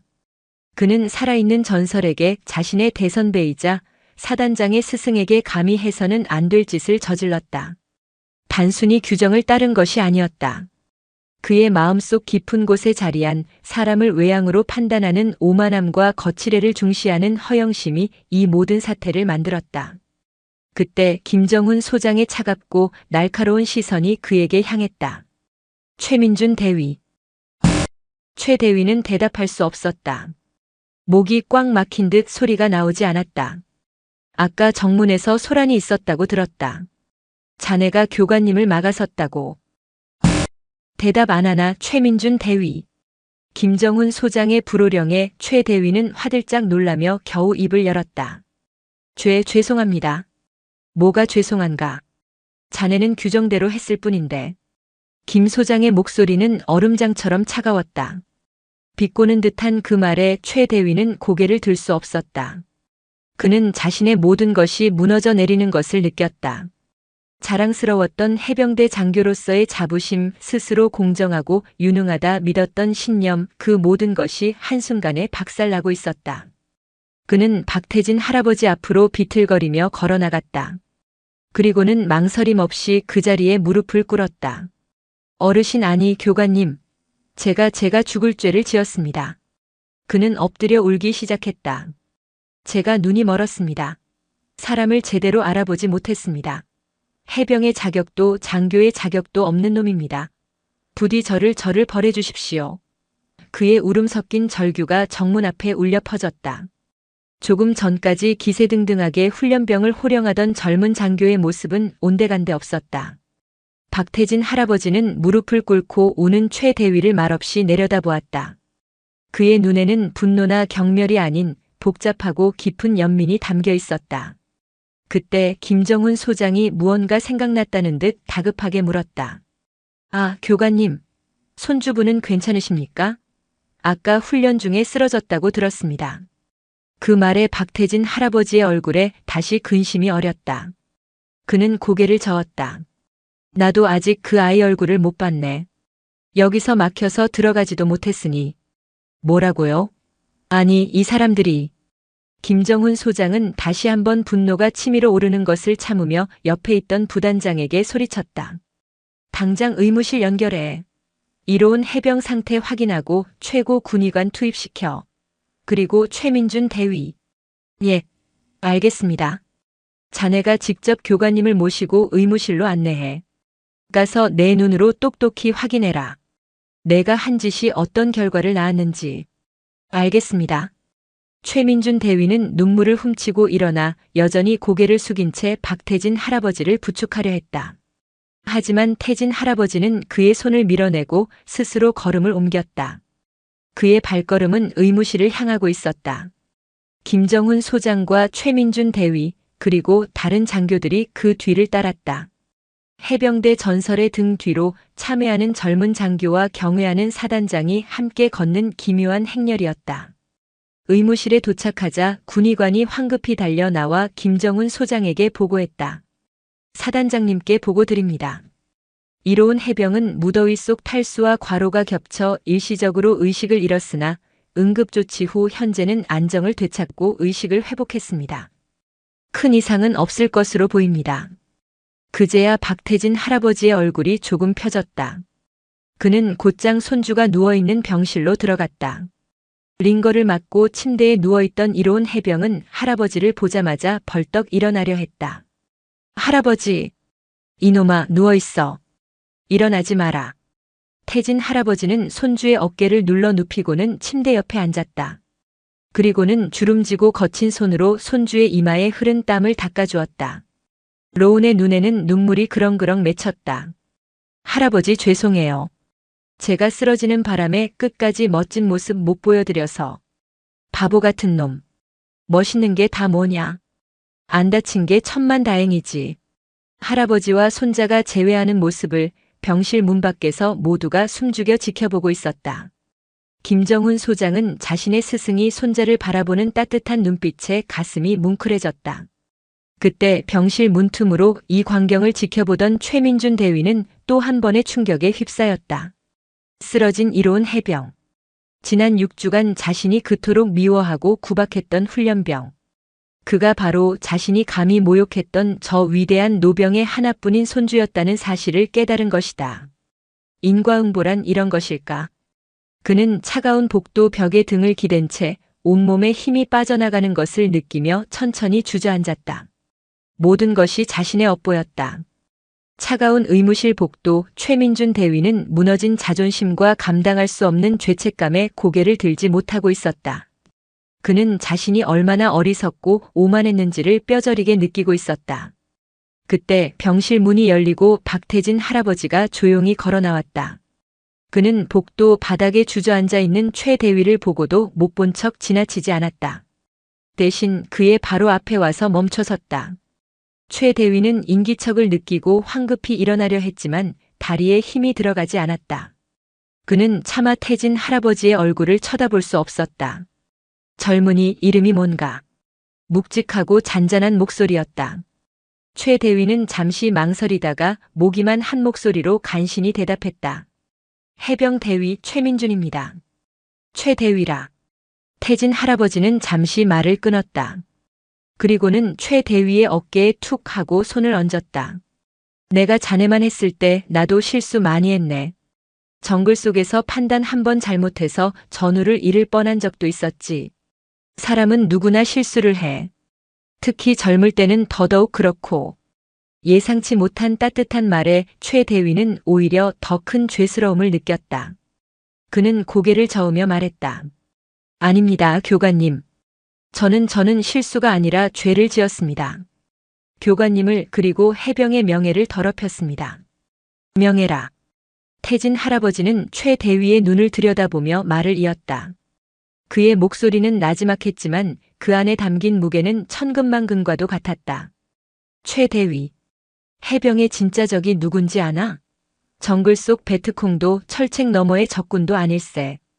우리 진짜 적은 바로 우리 안에 있어. 남을 겉모습으로 판단하는 교만함, 조금 편하고자 하는 나태함, 그리고 무엇보다 곁에 있는 전우를 믿지 못하는 의심. 그것들이 우리를 좀먹고 해병의 혼을 죽이는 진짜 적이야. 그의 말 한마디 한마디가 최민준 대위의 가슴에 못처럼 박혔다. 그는 오늘 하루 종일 그 진짜 적에게 완벽하게 패배했다. 태진 할아버지는 말을 계속했다. 베트남 정글에선 말이야, 옆에 있는 전우의 계급장이 몇 개인지, 집이 부자인지 가난한지 따질 겨를이 없었어. 그저 그놈의 눈빛이랑 총알이 빗발쳐도 내 등을 맡길 수 있겠다는 깡다구 하나만 믿고 목숨을 맡겼다네. 자네가 오늘 쫓아낸 이 늙은이의 낡은 군복이 아니라 자네가 훈련시키는 저 어린 해병들의 눈빛을 봤어야 했어. 그 안에 담긴 자부심과 두려움, 그리고 전우애를 읽었어야 했네. 그게 지휘관이야. 태진 할아버지는 최 대위의 어깨를 두드리며 일으켜 세웠다. 일어나게. 해병은 그렇게 쉽게 무릎 꿇는 거 아니야. 오늘 일은 자네 군 생활에 아주 비싼 수업료를 낸 셈치게. 중요한 건 그 수업에서 뭘 배우고 어떻게 달라지느냐에 달렸어. 최민준 대위는 태진 할아버지의 부축을 받으며 간신히 일어섰다. 그는 눈물로 범벅이 된 얼굴로 그러나 전보다 훨씬 맑아진 눈으로 노병을 바라보았다. 그는 비로소 자신이 오늘 무엇을 잘못했고 앞으로 무엇을 해야 하는지 깨달았다. 병실 안 이로운 해병은 링거를 맞으며 안정을 되찾고 있었다. 그때 박태진 할아버지가 아침부터 소중하게 들고 다니던 도시락 가방을 들고 들어왔다. 이놈아, 배고프지? 이거 먹으려고 할애비가 새벽부터 설쳤다. 태진 할아버지는 가방에서 겹겹이 싼 보온 도시락을 꺼냈다. 뚜껑을 열자 김이 모락모락 나는 흰쌀밥과 함께 달콤 짭짤한 불고기 냄새가 병실 안에 가득 찼다. 정성껏 부친 계란말이와 깻잎장아찌도 먹음직스러웠다. 서울 옥탑방에서부터 포항 의무실까지 무려 8시간이 넘는 긴 여정을 함께한 도시락이었다. 로우는 침대에서 상체를 일으켰다. 할아버지가 직접 젓가락으로 집어주는 불고기를 한 점 받아 먹었다. 입안에서 사르르 녹는 고기와 따뜻한 밥. 세상 그 어떤 진수성찬과도 비교할 수 없는 맛이었다. 로우는 목이 메어 음식을 삼키면서도 눈물을 멈출 수가 없었다. 할아버지 맛있어요. 정말. 천천히 먹어, 이놈아. 채라. 태진 할아버지는 손주의 머리를 쓰다듬으며 말했다. 로우나 할애비는 내가 적을 많이 죽이는 용맹한 군인이 되는 것보다 애초에 전쟁이 일어나지 않도록 막는 지혜로운 군인이 되었으면 좋겠다. 총구는 항상 적을 향해야 하지만 그 방아쇠를 당기는 손가락은 내 전우와 국민을 지키기 위해서만 움직여야 한다는 걸 잊지 마라. 그리고 어떤 상황에서도 내 옆에 전우를 먼저 챙겨라. 그게 진짜 해병이다. 그것은 6.25와 베트남전을 모두 겪은 노병이 손주에게 전하는 피보다 진한 유언과도 같은 가르침이었다. 병실 문 밖에서 이 모든 것을 지켜보던 최민준 대위는 조용히 고개를 숙였다. 그는 오늘 자신이 그토록 강조하던 해병 정신의 진짜 의미를 배웠다. 그것은 고함과 악으로 만드는 것이 아니라 따뜻한 밥 한 그릇과 진심 어린 가르침 속에서 이어지는 혼이라는 것을. 모든 상황을 지켜본 김정훈 소장은 조용히 병실을 나왔다. 그는 복도에 서 있는 최민준 대위와 다른 장교들을 향해 몸을 돌렸다. 그의 얼굴은 더 이상 분노가 아닌 엄숙함과 결의로 가득 차 있었다. 최민준 대위. 예, 사단장님. 자네에게 오늘 일어난 일은 군 생활 중 가장 값비싸고 아픈 교육이 될 걸세. 불명예 전역을 시켜도 할 말 없는 상황이지만 교관님께서 자네에게 기회를 주셨다. 나 또한 그 뜻을 따르겠다. 하지만 이 기회를 헛되이 날린다면 그때는 내가 직접 자네의 군복을 벗기겠다. 알겠나? 예. 명심하겠습니다. 다시 태어나겠습니다. 최민준 대위는 눈물을 흘리며 그러나 군인 인생에서 가장 힘찬 목소리로 대답했다. 김정훈 소장은 다른 장교들을 둘러보며 말을 이었다. 그의 목소리는 나지막했지만 모든 이의 뼛속까지 파고들었다. 여기 있는 모두에게 명한다. 해병의 붉은 명찰은 계급의 높낮이를 가리기 전에 모두가 한 형제여 생사를 함께하는 전우임을 의미하는 것이다. 군복이 낡았다고 그 안에 깃든 위대한 해병의 혼까지 낡은 것이라고 착각하지 마라. 오늘 박태진 교관님께서 우리 모두의 나태해진 정신에 죽비를 내리셨다. 이 교훈을 뼛속 깊이 새기고 각자의 위치에서 부끄럽지 않은 해병이 되도록 노력하라. 이상. 필승. 장교들의 경례 구호가 복도를 가득 메웠다. 그것은 오늘 아침과는 전혀 다른 무게와 의미를 지닌 진심에서 우러나온 맹세였다. 어느덧 해가 서쪽으로 기울고 있었다.